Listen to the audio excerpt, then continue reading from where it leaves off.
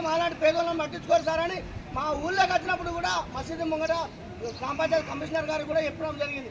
అప్పటి నుండి మొత్తుకుంటున్నా, ఇప్పటి వరకు మాలాంటి వాళ్ళకి న్యాయం లేదు. ఎక్కి నిరసన తెలుపుతున్నా.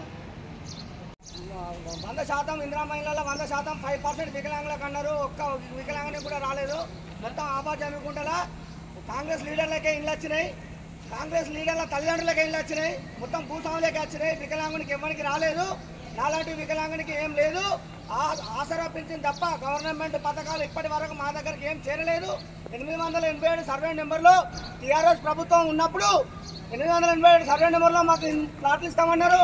అవి కూడా టీఆర్ఎస్ లీడర్లు మొత్తం ఆక్రమించుకున్నారు. కాంగ్రెస్ ప్రభుత్వంలో ఇట్లా నడుతుంది, టీఆర్ఎస్ ప్రభుత్వం అట్లా నడిచింది. మొత్తం గ్రామ పంచాయతీ మొత్తం మన కాంగ్రెస్ లీడర్ల కనసలలో నడుతుంది. మాకు న్యాయం జరగకపోతే కలెక్టర్ ఆఫీస్ ముట్టడిస్తాం. మాలాంటి వికలాంగులకు న్యాయం జరగాలి. మొత్తం లంచాలకు ఎగబడరు. గ్రామ పంచాయతీ మొత్తం లంచాలకు బానిసలు అయిపోయారు. న్యాయం పేదవాడికి న్యాయం అసలే జరుగుతలేదు.